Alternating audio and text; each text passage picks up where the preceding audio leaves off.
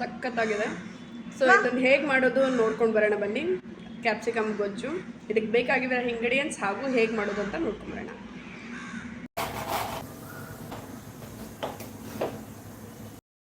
Hi, hello, ನಮಸ್ತೆ ಎಲ್ಲರಿಗೂ. ಎಲ್ಲರೂ ಹೇಗಿದ್ದೀರಾ? ಆರಾಮಿದ್ದೀರಾ ಅಂತ ಅಂದ್ಕೊಂಡು welcome back to Kaveri Srinath Kaveri talks ವ್ಲಾಗ್ಸಿಗೆ. ಇವತ್ತು ನಾನು ಕ್ಯಾಪ್ಸಿಕಮ್ ಗೊಜ್ಜು ಮಾಡ್ತಾ ಇದ್ದೀನಿ. ಬನ್ನಿ ಹೇಗೆ ಮಾಡೋದು ಅಂತ ನೋಡ್ಕೊಂಡು ಬರೋಣ. ಅದು ಮೊದಲನೇದಾಗಿ ಕ್ಯಾಪ್ಸಿಕಮ್ ಎಲ್ಲ ಈ ಥರ ಕ್ಯೂಬ್ಸ್ ಥರ ಕಟ್ ಮಾಡಿ ಇಟ್ಕೊಂಡಿದ್ದೀನಿ. ಈ ಥರ ಕಟ್ ಮಾಡ್ಕೋಬೋದು, ಇಲ್ಲಾಂದರೆ ಉದ್ದಗಾದರೂ ಕಟ್ ಮಾಡ್ಕೋಬೋದು. ಒಂದು ದೊಡ್ಡ ಗಾತ್ರದಷ್ಟು ಈರುಳ್ಳಿ ತೊಗೊಂಡಿದ್ದೀನಿ, ಅದನ್ನು ಸಹ ಕ್ಯೂಬ್ಸ್ ಥರ ಕಟ್ ಮಾಡ್ಕೊಂಡಿದ್ದೀನಿ. ಖಾರದ ಮೆಣಸಿನ್ಕಾಯಿ ಮತ್ತು ಸಪ್ಪನ ಮೆಣಸಿನ್ಕಾಯಿ ಎರಡೂ ತೊಗೊಂಡಿದ್ದೀನಿ. ಸ್ವಲ್ಪ ಪುಟಾಣಿ ತೊಗೊಂಡಿದ್ದೀನಿ, ಒಂದು 1/4 ಕಪ್ಪಷ್ಟು ಪುಟಾಣಿ, ಒಂದು ಅರ್ಧ ಬಟ್ಲದಷ್ಟು ಕಪ್ಪಷ್ಟು ಶೇಂಗಾ, 1 ಸ್ಪೂನಷ್ಟು ಬಿಳಿ ಎಳ್ಳು, ಅರ್ಧ ಸ್ಪೂನಷ್ಟು ಜೀರಿಗೆ, ರುಚಿಗೆ ತಕ್ಕಷ್ಟು ಉಪ್ಪು, ಕೊತ್ತಂಬರಿ ಸೊಪ್ಪು, ಒಣ ಕೊಬ್ಬರಿ ತೊಗೊಂಡಿದ್ದೀನಿ ಮತ್ತು ಒಗ್ಗರಣೆಗೆ ಕರಿಬೇವು ತೊಗೊಂಡಿದ್ದೀನಿ. ಈಗ ಹೇಗೆ ಮಾಡೋದು ಅಂತ ನೋಡ್ಕೊಂಡು ಬರೋಣ ಬನ್ನಿ. ಈಗ ಶೇಂಗಾ ಹಾಕೋಣ ಬಾಣಲೆಗೆ. ಶೇಂಗಾ ಚೆನ್ನಾಗಿ ಹುರ್ಕೋಬೇಕು, ಸಿಪ್ಪೆ ಬಿಡೋ ತನಕ. ನೋಡಿ, ಚೆನ್ನಾಗಿ ಹುರ್ಕೊಂಡು ನೋಡಿ, ಇದು ಚೆನ್ನಾಗಿ ಹುರ್ಕೊಂಡ್ಬಿಡ್ಬೇಕು, ಸಿಪ್ಪೆ ಎಲ್ಲ ಬಿಟ್ಕೊಂಡ್ಬಿಡ್ಬೇಕು, ಆ ಥರ ಹುರಿಬೇಕು. ನೋಡಿ, ಚೆನ್ನಾಗಿ ಆಗಿದೆ ಈಗ ಇದು. ಈಗ ಇದನ್ನು ಒಂದು ಪ್ಲೇಟಿಗೆ ತಗೊಂಡ್ಬಿಡ್ತೀನಿ. ಇದೇ ಬಾಣಲೆನ ಒಣ ಕೊಬ್ಬರಿ, ಬಿಳಿ ಎಳ್ಳು, ಜೀರಿಗೆ,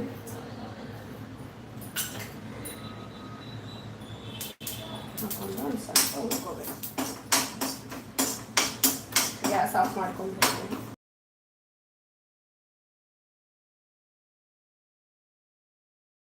ಈಗ ಇದು ಆಗಿದೆ. ಈಗ ಸೈಡಿಗೆ ಇಟ್ಕೊಂಡು ಅದೇ ಬಾಣಲೆಗೆ ಒಂದು 2 ಸ್ಪೂನಷ್ಟು ಎಣ್ಣೆ, ಜೀರಿಗೆ ಹಾಕ್ಕೊಂಡಿದ್ದೀನಿ. ಜೀರಿಗೆ ಸ್ವಲ್ಪ ಕೆಂಪಗೆ ಹಾಕ್ತಿದ್ದಂಗೆ ಕರಿಬೇವು, ಸ್ವಲ್ಪ ಹಸಿಮೆಣಸಿನ್ಕಾಯಿ ಹಾಕೋತಾ ಇದ್ದೀನಿ. ಅಂದರೆ ಖಾರದ್ದು ಮತ್ತು ಸಪ್ಪಂದೆರಡು ಹಾಕ್ಕೊಳ್ತಿದ್ದೀನಿ ನಾನು. ಈಗ ಅದೇನೆಲ್ಲ ಹುರಿದು ಇಟ್ಕೊಂಡಿದ್ದಲ್ಲ ಅದೆಲ್ಲ ತಣ್ಣಗಾಗತ್ತಲ್ಲ, ಅಷ್ಟೊತ್ತಿಗೆ ಇದನ್ನೆಲ್ಲ ಒಗ್ಗರಣೆ ಮಾಡ್ಕೊಂಬಿಡೋಣ ಅಂತೇಳಿ. ಈಗ ಕ್ಯಾಪ್ಸಿಕಮ್ ಹೆಚ್ಚಿಟ್ಕೊಂಡಿದ್ವಲ್ಲ ಅದನ್ನು ಹಾಕೊಳ್ಳೋಣ. ಆ ಎಣ್ಣೆ ಎಲ್ಲ ಕ್ಯಾಪ್ಸಿಕಮಿಗೆ ಚೆನ್ನಾಗಿ ಹತ್ಕೋಬೇಕು.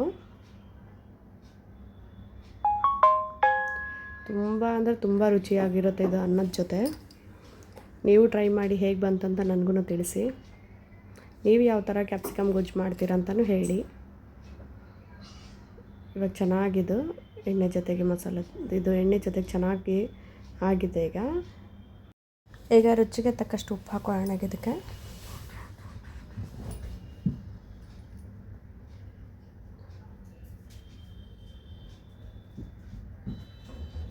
ಹೆಚ್ಚಿಟ್ಕೊಂಡಿರುವಂಥ ಈರುಳ್ಳಿ,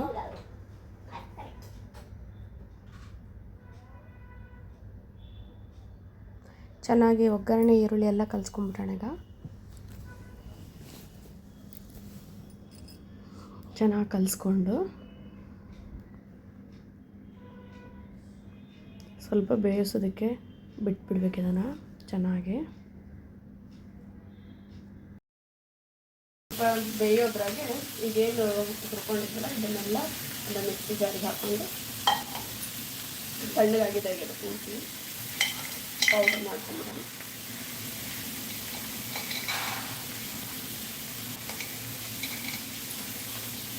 ಪುಟಾಣಿ ಕೂಡ ಹಾಕೊಳ್ತೀನಿ. ಕೊತ್ತಂಬರಿ ತೊಗೊಂಡಿದ್ದೆ, ಕೊತ್ತಂಬರಿ,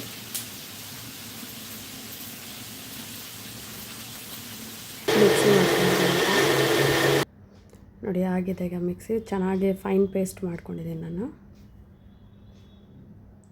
ಈಗ ಇದಕ್ಕೆ ಏನು ನಾವು ಕ್ಯಾಪ್ಸಿಕಮ್ ಅದನ್ನೆಲ್ಲ ಎಣ್ಣೆನಲ್ಲಿ ತಾಳ್ಸ್ಕೊಂಡಿದ್ವಲ್ಲ, ಈ ಪೇಸ್ಟು ಅದರಲ್ಲಿ ಹಾಕಬೇಕಾಗತ್ತೆ. ಸ್ವಲ್ಪ ನೀರಾಗಿ ಮಾಡ್ಕೊತಾ ಇದ್ದೀನಿ ಇದನ್ನು. ಈಗ ಇದನ್ನು ಕ್ಯಾಪ್ಸಿಕಮ್ನಲ್ಲಿ ಹಾಕೊಳ್ಳೋಣ. ತುಂಬ ರುಚಿಯಾಗುತ್ತೆ ಈ ಥರ ಗೊಜ್ಜು ಮಾಡಿ. ನೋಡಿ, ಈಗ ಇದನ್ನೆಲ್ಲ ಚೆನ್ನಾಗಿ ಕಲಿಸ್ಕೊಂಡ್ಬಿಡ್ಬೇಕು. ಆ ಮಸಾಲೆ ಎಲ್ಲ ಹೊಂದ್ಕೋಬೇಕು ಇದಕ್ಕೆ, ಅಲ್ಲಿವರೆಗೆ ಚೆನ್ನಾಗಿ ಕಲಿಸ್ಬೇಕು. ಈಗ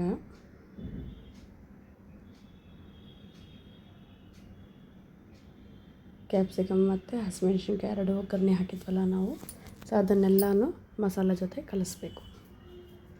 ಈಗಲೇ ನೀರು ನೋಡ್ಕೋಬೇಕಿನ್ನು ಸ್ವಲ್ಪ. ನಾನು ನೀರು ಹಾಕ್ಕೊಂಡಿದ್ದೇನೆ, 1 ಗ್ಲಾಸಷ್ಟು, ಒಂದು ಸಣ್ಣ ಗ್ಲಾಸಷ್ಟು ಹಾಕ್ಕೊಂಡಿದ್ದೀನಿ. ಗ್ರೇವಿ ನೋಡಿಕೊಂಡು ನೀವು ಹಾಕ್ಕೊಳ್ಳಿ, ಜಾಸ್ತಿ ಮತ್ತು ಕಮ್ಮಿ ಮಾಡ್ಕೊಳ್ಳಿ.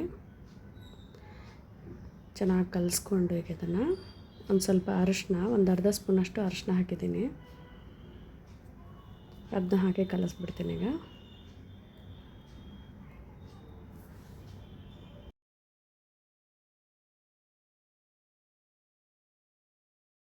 ಈಗ ಇದು ಒಂದು ಕುದೀತಾ ಇದೆ ಈಗ ಚೆನ್ನಾಗಿ.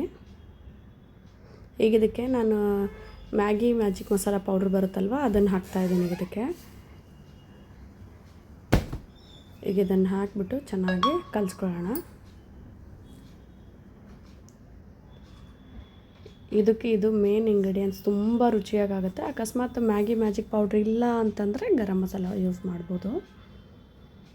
ನೋಡಿ, ಕಲರೇ ಚೇಂಜ್ ಆಗುತ್ತೆ. ನೀವು ಯಾವ ಥರ ಮಾಡ್ತೀರಾ ಕ್ಯಾಪ್ಸಿಕಮ್ ಗೊಜ್ಜು ಅಂತ ನನಗೆ ಹೇಳಿ. ನೋಡಿ, 1-2 ನಿಮಿಷ ಮುಚ್ಚಿಟ್ಬಿಡೋಣ. ಆಗಿದೆ, ಈಗ ಇದನ್ನು ತೆಗೆದು ನೋಡೋಣ. ಈಗ ಚೆನ್ನಾಗಿ ಕುದಿ ಬಂದಿದೆ. ಇಷ್ಟೇ, ಇದು ತುಂಬ ಸುಲಭ ಆಗುತ್ತೆ, ಬೇಗನೆ ಆಗುತ್ತೆ, ತುಂಬ ರುಚಿ ಕೂಡ ಅನ್ನದ ಜೊತೆ ತಿನ್ನೋದಕ್ಕೆ. ಸರ್ವಿಂಗ್ ಬೌಲಿಗೆ ತೆಕ್ಕೊಂಡ್ಬಿಡ್ತೀನಿ ಇದನ್ನು.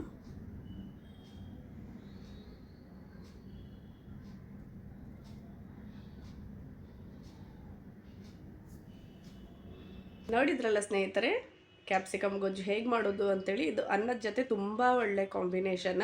ಯಾವಾಗಲೂ ಸಾಂಬಾರು ಸಾರು ತಿಂದು ಬೇಜಾರಾಗಿರುತ್ತಲ್ಲ, ಈ ಥರ ಮಾಡ್ಕೊಂಡು ತಿನ್ನಿ. ಹೇಗೆ ಬಂತು ಅಂತ ನನಗೂ ತಿಳಿಸಿ. ಹಾಗೆ ಮುಂದಿನ ವೀಡಿಯೋನಲ್ಲಿ ಸಿಗೋಣ. ಲೈಕ್, ಶೇರ್, ಸಬ್ಸ್ಕ್ರೈಬ್ ಮಾಡ್ಕೊಳ್ಳೋದು ಮಾತ್ರ ಮರಿಬೇಡಿ. ನೋಟಿಫಿಕೇಷನ್ ಆಲ್ ಅಂತ ಕೊಡಿ. ಯಾವುದೇ ಒಂದು ವೀಡಿಯೋ ಹಾಕಿದ ತಕ್ಷಣ ಫಸ್ಟ್ ನೋಟಿಫಿಕೇಷನ್ ಬಂದು ತಲುಪುತ್ತೆ. ಹೈಪ್ ಕೊಡೋದು ಕೂಡ ಮರಿಬೇಡಿ. ಧನ್ಯವಾದಗಳು. ಮುಂದಿನ ವೀಡಿಯೋನಲ್ಲಿ ಸಿಗೋಣ. ನಮಸ್ಕಾರ.